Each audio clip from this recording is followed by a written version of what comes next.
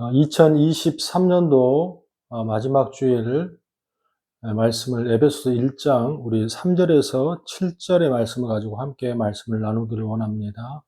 오늘도 갈망하는 은혜를 가지고 함께 말씀을 나누기를 원합니다. 2023년도를 돌아봤을 때에 참 많이 힘들고 어려웠습니다. 여러 가지 전쟁과 또 기근과 자연의 재해와 또 코로나 끝나고 나서 무엇인가 좋아지겠지라는 생각을 갖고 있었습니다만 사실은 여러 가지가 더 힘들어지고 어려운 삶을 살았던 게 현실인 것 같습니다. 신앙도 코로나를 끝나고 난 이후에 제대로 다 돌아오지 못하고 여러 가지 어려움 가운데에 있는 신앙인들을 참 많이 봅니다. 그러면서 2023년도 마지막 주일을 맞이하면서 어떤 말씀으로 성도들과 함께 말씀을 나눌까 고민하는 과정 속에 오늘 에베소 1장 우리 3절에 7절의 말씀 은혜라는 단어가 가장 많이 떠올랐습니다. 은혜, 헤세드, 카리스 하나님의 주권적인 은혜의 말씀입니다. 저는 개인적으로 은혜라는 단어를 떠올릴 때에 가장 먼저 떠오르는 성경이 에베소서입니다. 개인적으로 에베소서에 애착을 갖고 있는 것도 있어서 그런지 모르겠습니다만, 이 에베소서는 정말 많은 은혜라는 단어가 나와요. 예전에 제가 이제 논문을 하면서 이 에베소를 좀 분석한 적이 있었는데, 셀 수도 없을 만큼의 은혜가 참 많이 나옵니다. 오늘 본문 읽었던 1장 7절의 말씀에서도 속량이라는 은혜가 나오고, 또 1장 23절, 2장 7절, 3장 8절, 3장 15절, 3장 16절, 3장 19절, 3장 20절, 4장 13절, 5장 18절, 일일이 영을거하지 않아도 어마어마한 많은 하나님의 은혜가 담겨 있는 말씀이 오늘 말씀인 줄로 믿습니다. 그런 가운데 오늘 말씀을 함께 나누면서 더욱더 여러분 안에서 새로운 은혜가 샘솟기를 주님의 이름으로 축원합니다. 오늘 7절 말씀을 같이 한번 볼까요? 7절의 말씀 시작. 우리는 그리스도 안에서 그의 은혜의 풍성함을 따라 그의 피로 말미암아 구속 곧 죄 사함을 받았으니. 참 귀한 말씀입니다. 그런데 7절 말씀을 보면서 조금 아쉬움이 있어요. 뭐가 아쉽냐면 NIV 성경으로 킹제임스 버전도 그렇고 오늘 그의 피로 말미암아 구속 곧 죄 사함을 받았으니라고 이제 과거형으로 지금은 개역 개정의 성경을 써져 있는데 요거는 이렇게 해석하면 조금 안 될 것 같아요. 왜냐하면 영어 성경 버전에서는 in him we have라고 해서 현재형으로 써져 있어요. 그러니까 죄 사함을 받고 있으니 그게 뭐가 중요합니까, 목사님? 받고 있으니 받았으니 두 개 다 비슷한 거 아닙니까? 근데 그렇지가 않습니다. 구원의 시제는 신학적인 용어로 한 세 가지가 나누어져요. 첫 번째, 구원 받았고, 구원 받고 있으며, 구원 받을 것이며. 이게 과거형, 현재형, 미래형. 은혜도 마찬가지입니다. 은혜 받았고, 은혜 받고 있으며, 은혜 받을 것이며. 이거를 조금 유식한 표현으로 already와 not yet 이런 표현으로 씁니다. 우리는 예전에 어느 시점인지 모르겠지만 모두 다 예수 그리스도를 믿음으로 말미암아 구원 받은 줄로 믿습니다. 은혜를 얻은 줄로 믿습니다. 이게 구원의 과거형의 시점입니다. 하지만 중요한 것은 우리는 어떻게 완전한 구원, 또 완전한 천국을 가기 위하여서 이제 구원 받을 줄로 믿습니다. 천국 가는 날을 말하겠죠. 이게 미래형을 말하는 거예요. 그리고 나서 그 가운데 시점에 오늘 현 시점을 살아가고 있는 우리의 삶이 구원 받고 있는 것입니다. 이게 굉장히 중요합니다. 사람들은 예전에 구원 받았어, 예전에 은혜 받았어 라는 것을 가지고 그 은혜를 가지고서 천국을 갈 수 있고 신앙생활을 할 수 있고 라는 생각을 갖고 있지만 그것으로 살 수 없어요. 사도 바울은 지금 현재 7절의 말씀에 뭐라고 썼습니까? 그의 피로 말미암아 속량 곧 죄사함을 받고 있으니라는 표현을 쓰고 있다라는 것. 오늘 말씀의 포인트가 여기입니다. 우리는요, 과거 어느 시점에 예수 그리스도를 만나서 그 뜨거웠던 그 은혜를 받았던 것을 기억하며 사는 것이 중요한 게 아니라 그 은혜가 오늘도 누려지고 오늘도 받고 있으며 오늘 함께 한다는 그 은혜가 지금 필요한 줄로 믿습니다. 24년도를 살아가는 모든 국민들이, 모든 성도들이, 모든 신앙인들이 이게 있어야 할 줄로 믿습니다. 왜? 이게 환경을 이길 수 있고 내 신앙을 건강하게 지킬 수 있는 가장 근본적인 힘이 되는 줄로 믿습니다. 오늘 본문의 말씀은 에베소서예요. 에베소서는 배경이 어디죠? 여러분 다 알고 계시다시피 에베소서는 이 말씀은요, 옥중서신입니다. 옥중서신. 사도 바울은 감옥에 갇혀 있는 상황이에요. 이 감옥에 갇힌 상황 가운데 몸이 불편합니다. 당뇨가 있다고 그러죠. 또 눈이 안 보인다는 표현도 있지 않습니까? 여러 가지 부분에 어려움을 갖고 있어요. 그런데 사도 바울은 예전에 담에색에 받았던 그 은혜 말고 오늘도 은혜를 받고 있으니라는 그 은혜를 오늘도 누리며 함께 하고 있다는 것을 강조하고 있다는 거예요. 여러분의 삶 가운데에 나중에 받을 은혜, 과거에 받을 은혜 다 중요합니다. 하지만 진짜 중요한 것은 오늘 이 시간에 이 예배 가운데에 함께 누릴 은혜를 내가 받고 있는가 못 받고 있는가가 매우 중요하고 그걸 기억해야 한다는 거예요. 왜? 그게 삶을 뛰어넘을 수 있는 신앙의 힘이 되는 줄로 믿습니다. 성경에 보면 요한복음 4장에 수가성의 여인이 나와요. 사마리아 여인이죠. 이 여인이 세상적으로 참 사랑받지 못한 여인이었던 것 같아요. 결혼을 4번 했어요. 5번째 남자하고 살고 있습니다. 하지만 뭔가 좋지 못한 것 같아요. 온갖 우울증, 대인기피증, 사회에서 떠밀려서 외롭게 사는 인생이에요. 그렇기 때문에 지금 정오에 물 들어오거든. 중동에서는 어느 사람도 태양이 정오에 움직이지 않습니다. 왜? 움직일 수가 없어요. 너무 뜨겁고 너무 힘들고. 그런데 이 여자는 정오에 태양이 중천에 떠 있는 그 시간에 물을 뜨러 간다는 거지. 왜? 사람이 없으니까.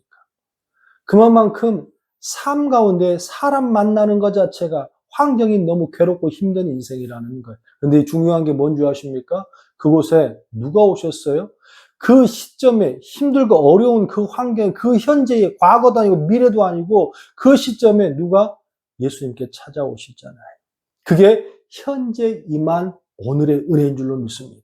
그 은혜를 받아 누린 이 사마리아 여인은 어떻게 되면 28절의 말씀 속에 여자가 물동이를 버려두고 동네에 들어가서 사람들에게 이르되 나의 행한 모든 일을 내게 말한 사람을 와보라. 이는 그리스도가 아니냐. 할렐루야. 모든 우울증, 기피증, 사회의 모든 어려움을 다 꺾고 외치는 자가 돼요. 전도하는 자가 됩니다. 하나님 앞에 은혜로 말미암아 살아가는 자가 되는 줄로 믿습니다. 여러분의 삶 가운데에 곰곰이 바라보면 제 인생도로 여러분의 인생 2024년도가 그렇게 녹록할 것 같지는 않습니다. 저는 오늘 한 해를 마무리하면서 많은 성도들을 보고 또 저의 목회를 바라보면서 은혜가 필요하다. 정말 은혜가 있어야 되겠구나. 하지만 그 은혜가 어떤 은혜? 예전에 좋았던 은혜. 간혹 가다가 성도님을 만나고 또 권사님들 또 집사님을 만나면요. 정말 과거에 잡혀서 사는 사람이 참 많은 것 같아요. 옛날에 정말 은혜 많이 받았습니다. 예전에 봉사 참 많이 했습니다. 헌금 참 많이 했습니다. 그런데 지금은 그런 신앙이들을 보면요. 현재의 은혜를 못 받고 사는 신앙을 보면요. 신앙이 굉장히 지지부진해요. 굉장히 힘이 없어요. 삶이 고단해요. 그저 주일 지키는 것으로 허덕이는 신앙들이 너무 많아요. 그래가지고는 절대로 신앙이 아름답지도 인생이 아름답지도 않다라는 것. 그러면 어떻게 하면 오늘 본문의 말씀에 있는 사도 바울처럼 감옥에 있는 사도 바울임에도 불구하고도 그렇게 은혜를 받고 있고 은혜를 누리고 있을 수 있는 것처럼 또한 수가성의 여인처럼 어떻게 하면 예수님을 만나서 내 삶이 날마다 행복하고 24년도가 정말 즐거운 신앙, 즐거운 인생이 될 수 있을까 고민하다가 오늘 본문의 말씀 속에서 이 사도 바울 외침 속에서 그 힌트를 찾아요. 오늘 함께 나누기를 원하는데, 자, 우리가 날마다 은혜를 사모하며 은혜를 누리며 살기 위해서 우리가 반드시 기억해야 할 첫 번째는 뭐냐면 하나님과의 관계를 절대로 놓쳐서는 안 됩니다. 이게 뭐 그냥인 것 같죠. 하지만 이게 절대적인 것 같아요. 오늘 그 말씀의 답이 7절에 있습니다. 7절 말씀 다시 한번 봅니다. 우리는 그리스도 안에서 그의 은혜와 풍성함을 따라 그의 피로 말미암아 속량 곧 죄사함을 받았니라. 오늘 본문의 7절의 말씀 속에 잘 쓰지 않는 용어 하나가 나오는데 이게 바로 속량이라는 뜻입니다. 속량. 속량이라는 뜻, 구속이라는 뜻도 같은 말인데 이게 아폴로트로시스라는 단어인데 이게 사실은 일반적인 용어가 아니에요. 이 용어는 상업적인 용어인데 일반 시장에서 파는 용어가 아니고 이거는 사람을 팔고 살 때 노예 상인들이 썼을 때 쓰는 단어가 이 속량이라는 단어, 구속이라는 단어입니다. 즉 다시 말해 이 단어를 여기다 써놓고 있거든. 즉 다시 말해서 사도 바울은 자기가 노예에서 자유함이 되었다. 무엇으로 말미암아? 7절에 보니까 그의 피로 말미암아 속량 곧 죄사함을 받았느니라. 이렇게 표현하고 있는 거예요. 이건 대단히 놀라운 사실입니다. 그 당시 노예는요, 세 종류로 노예가 돼요. 첫 번째, 태어나 보니까 노예인 거예요. 아버지가, 어머니가 노예에서 자식을 낳으니까 노예입니다. 뭐 선택의 여지가 없어요. 두 번째는 뭐냐면, 나라와 나라 사이에 전쟁이 일어났어요. 한 나라가 패하죠. 그러면 포로로 끌려가면 노예가 되는 거예요. 헤어날 길이 없는 거예요. 세 번째는 인생을 살아가다가 큰 빚을 집니다. 그 돈을 감당할 수가 없어. 그래서 그 집에 노예가 되는 경우. 어떤 경우에도 이 세 사람은, 이 세 종류의 노예들은요, 어마어마한 대가를 치르지 않고서는 절대로 속량, 해방이 될 수 없어요. 해방이 되기 위해서는 그 사람에게, 그 주인에게 많은 돈을, 대가를 지불하고 그 노예 증서를 그 주인 앞에 찢어버릴 때에만이 바로서 프리맨이 되는 거예요. 근데 중요한 것은 이런 사람이 있다 없다? 없다라는 거지. 한 번 노예는 어떻게? 평생 노예. 어쩔 수 없이 대를 이어서 노예. 우리는 이걸 잘 할 수 있어요. 어떻게 할 수 있습니까? 우리는 얼마 전까지, 조선시대까지 이 노비 제도가 있었습니다. 아버지가 노예니까, 엄마가 노예니까 자식도 노예예요. 대를 이어서는 노예예요. 벗어날 길이 없습니다. 벗어날 길이 없어. 근데 중요한 것은 지금 사도 바울은 그런 관계 속에서 자기가 해방되었다. 뭘로? 예수 그리스도의 피로. 뭘 생각하고 뭘 기억하고 있는 거죠? 그 힘들고 어려운 환경 속에서도 사도 바울은 뭘 기억하고 있는 거예요? 환경에 몰두하지 않고 감옥에 몰두하지 않고 누구에 집중하는 거예요? 하나님께서, 예수 그리스도께서 나를 어떻게 해방시켜 주셨다. 뭘 놓지 않고 있는 거예요? 관계를 놓지 않고. 이 관계를 놓지 않고 있을 때에 내 삶 가운데에 핑계도 원망도 불평도 사라지고 한 가지가 오늘 그게 뭐예요? 오늘 나에게 임한 은혜. 그것이 감옥이든 그것이 공고에 처한 어떤 곳이든 그 사람에게는 하나님의 은혜가 임한 줄로 믿습니다. 성경에는 이런 증거가 너무나도 많습니다. 하지만 대표적인 인물로 너무나 잘 알 수 있는 다윗. 다윗 하면 많은 시를 썼죠. 하지만 대표적인 시가 시편 23편, 시편 57편이 이 두 편의 시가 둘 다 아주 어려운 환경 속에서 쓴 시입니다. 시편 23편은 압살롬, 자기 아들입니다. 자기 아들한테 쫓겨서 동굴에 기어들어가 쓴 시가 시편 23편. 또한 시편 57편은 사울에서 쫓겨서 동굴에 들어가 쓴 시가 시편 57편. 하지만 이 두 23편과 57편의 공통점이 하나가 있어요. 그게 뭐냐면요. 극심한 어려운 환경인데 이 다윗은 누굴 붙잡고 있어? 여호와 하나님. 볼까요? 23편에 보니까 여호와는 나의 목자시니 누가 나와요? 여호와는 나의 목자시니 내가 부족함이 없으리로다. 여호와께서는 내 주인이고 목동이시고 나는 그의 뭐예요? 양이다. 뭘로 관계로 시작한. 그래서 부족함이 없는 거예요. 계속 쭉 그렇게 나와. 5절에 보니까 주께서 내 원수의 목전에서 내게 상을 베푸시고 기름을 내 머리에 바르셨으니 내 잔이 넘치나이다. 굉장히 시적인 표현 같죠? 그렇지 않아요. 이거는 다윗의 몸부림이며 하나님을 붙잡고 살겠다는 처절한 관계에 대한 증거인 줄로 믿습니다. 이게 무슨 말이냐? 그 당시 이 말씀을 이해하기 위해서는 그 당시에 이 잔치 문화 또 풍습을 좀 이해하셔야 되는데 그 당시에 고대 군동에 유대인들이 히브리인의 사람을 초대하면 상을 베풉니다. 상을 베푸는데 정말 친하고 귀한 사람일수록 어떻게 합니까? 술을 넘치게 따라줘요. 그래서 아깝지만 술을 흐르게 따라줍니다. 그러면 이 사람이 이 주인이 나를 초대한 이 사람이 나를 정말 아끼고 귀하게 생각하고 있구나 라고 하는 거예요. 그런데 지금 이 다윗은 뭐 하고 있어요? 하나님께서 상을 베풀어 주시고 기름을 내 머리에 바르셨고 잔을 따라주는데 어떻게 넘치게 따라준다는. 그러니까 여호와 하나님이 나를 너무너무 사랑하신다는 거예요. 또한 그 상을 누구 앞에서 차려줘요? 원수의 목전에서. 다윗은 지금 극심한 어려움 가운데 있습니다. 모든 측근들이 다 도망갔어요. 또한 궁에서 쫓겨났습니다. 그것도 자기 아들에게 지금 쫓기고 있는 상황입니다. 하지만 한 가지 붙잡고 있는 게 있죠. 그게 뭡니까? 원수의 목전에서 아무리 큰 악한 것이 오고 내가 곤고에 처할지라도 하나님은 내 편이시다. 하나님 나와 함께 하신다. 여전히 사랑하신다. 환경이 날 아무리 속이고 환경이 날 아무리 어렵게 할지라도 하나님은 내 편이시다. 뭘 붙잡고 있는 거예요? 하나님과의 관계인 줄로 믿습니다. 여러분, 하나님의 이 관계를 놓지 않고 사는 자에게는 불평이 없어요. 또한 원망이 없습니다. 또한 걱정이 없습니다. 왜? 그 틈을 타고 우리를 침범할 수 없는 가림막이 하는 그게 뭐냐면 하나님의 은혜인 줄로 믿습니다. 여러분의 축복하고 소원합니다. 여러분은 과연 원망하고 불평하며 지금 현재 뭘 가지고 있습니까?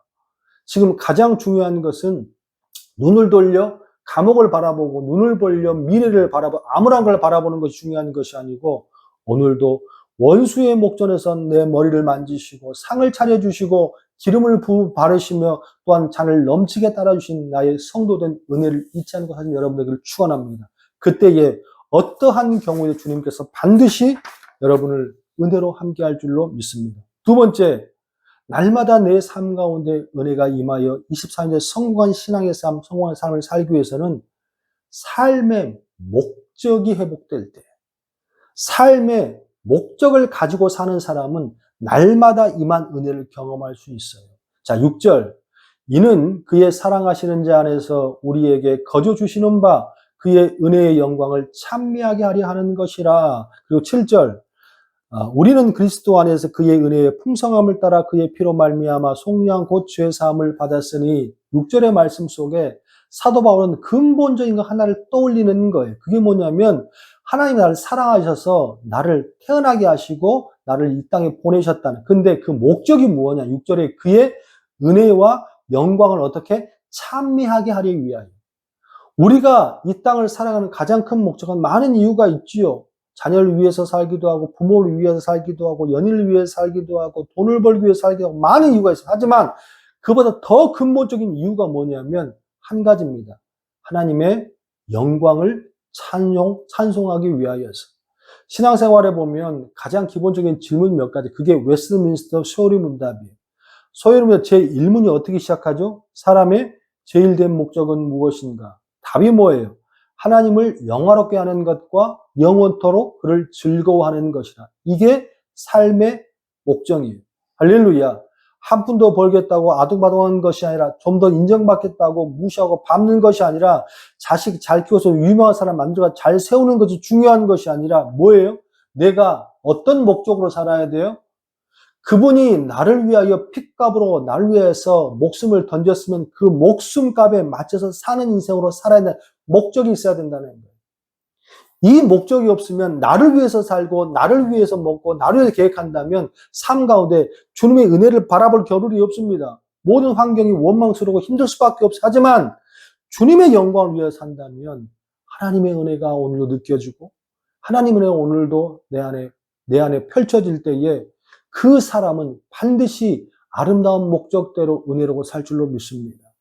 말씀을 마무리하기를 원합니다. 연말에 참 가슴 아픈 일들이 뉴스가 참 많이 나오지요. 얼마 전에 며칠 안 된 사건이라 제가 아직도 기억하고 있는데 크리스마스 성탄절 아침에 서울의 도봉동 화학동에 큰 불이 났습니다. 아파트. 그런데 중요한 것은 불이 나니까 엄마가 아이를 안고 뛰어내리고 아버지도 아이를 안고 뛰어내렸습니다. 엄마는 아이를 안고 저쪽으로 뛰어내려서 살았어요. 그런데 불행하게도 성탄절 그 아침에 아버지는 몇 개월 안 된 그 딸을 안고 뛰어내렸는데 머리를 부딪혀서 병원을 옮겼지만 하늘나라를 갔습니다. 하지만 다행히 어떻게든 이 아이를 살리겠다는 그 마음으로 아이를 붙잡고 뛰어내려서 그 아이가 살았어요. 참 아침에 가슴 아픈 소식이었습니다. 근데 곰곰이 오늘 말씀을 묵상하다가 이게 우리의 삶이구나, 또 우리의 모습이구나 라는 생각이 들었습니다. 여러분, 그 아이가 살았습니다. 아버지의 목숨값을 대신해서. 그러면 이 아이는 나중에 그 소식을 듣고 어떻게 살겠습니까? 우리 아버지가 그 화마 가운데에 나를 구하기 위하여서 저 높은 곳에서 생명을 던져 나를 구했다는 이 소식을 들었을 때, 이 이야기를 들었을 때 그 아이는 막 살겠습니까? 목적이 생기지 않겠습니까? 아버지 목숨값에, 아버지 생명에 부끄럽지 않게 살아야 되겠다. 그분의 이름에 먹칠하지 않게 살아야 되겠다. 이런 목적을 가지고 살지 않겠습니까? 이게 우리의 성도의 삶이고 우리의 인생의 모습이어야 될 줄로 믿습니다. 예수 그리스도께서 여러분 한 사람 한 사람을 목적대로 그 핏값대로 구원하시고 사신 줄로 믿습니다. 그런데 여러분은 여전히 자기 잘 먹겠다고, 자기 좀 유명하겠다고, 자기 좀 드러내겠다고 돈 몇 푼에 주일도 어기고 헌금도 못하고 신앙생활 아무것도 못하면서 그냥 그렇게 자기만 위해 산다면 우리 그리스도께서 얼마나 마음 아프시겠어요. 이거는요, 목적대로 사는 인생이 아니라는 거예요. 이거는 자기 인생대로 사는, 이런 사람에게는 은혜가 오지 않아요. 은혜를 줘도 깨닫지 못해요. 하지만 영광을 위해서 사는 거예요.